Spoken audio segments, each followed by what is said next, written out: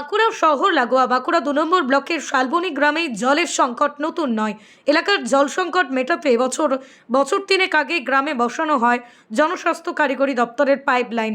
বাড়িতে বাড়িতে পাইপলাইনের সংযোগ দিয়ে বসানো হয় কল, কিন্তু সেই কল দিয়ে গত কয়েক বছরে জল পড়েনি এক ফোঁটাও।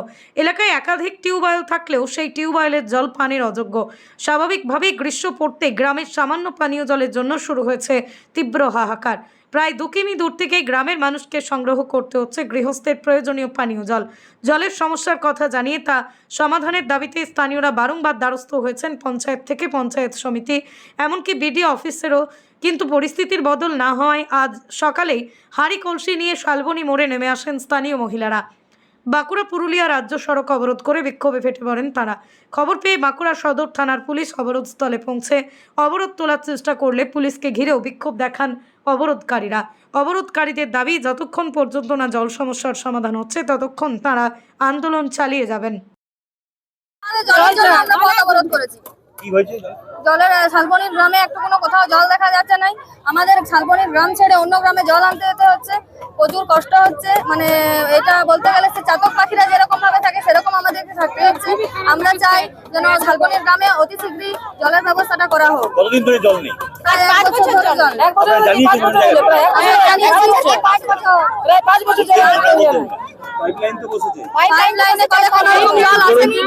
পাইপলাইনে যদি জল আসছে, যাদের মেশিন আছে পাম্প আছে তারা পাম্প থেকে জল টেনে নিচ্ছে এবং তারাই শুধু পাচ্ছে, অন্যরা পাচ্ছে।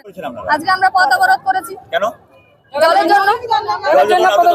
না, ডিএম আসুক, ডিএম বলুক। আমরা জলের জন্য পথ অবরোধ করেছি। জলের খুব সমস্যা আমাদেরকে, প্রায় 2-3 কিলোমিটার দূর থেকে জল বয়ে আনতে হচ্ছে। আমাদের জলের প্রচন্ড সমস্যা, ওই জল ছাড়া আমরা রান্না করে খেতে পারছি না। আমরা কোনো জলের ব্যবস্থা হচ্ছে না। ঘরে পাইপ লাইন দিচ্ছে কিন্তু কোনো জল নাই। তাহলে কলগুলো নিয়ে আমরা করবোটা কি যদি জলেই না থাকে? গ্রামে টিউবওয়েল নেই? না, টিউবওয়েল আছে, সেই জলে খাই না, নোনা জল, সেই জলে রান্না হয় না, খাওয়া যায় না। জল আনতে হবে আমাদেরকে প্রায় 3 কিলোমিটার দূর থেকে জল আনতে হয়। গ্রামের এই যে ঘটনার কথা, সমস্যার কথা জানে পঞ্চায়েত?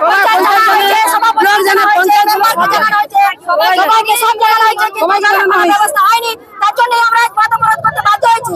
নাহলে এত মানুষের অসুবিধা করার জন্য আমরা কেন এখানে দাঁড়াবো বলুন? কতক্ষণ চলবে?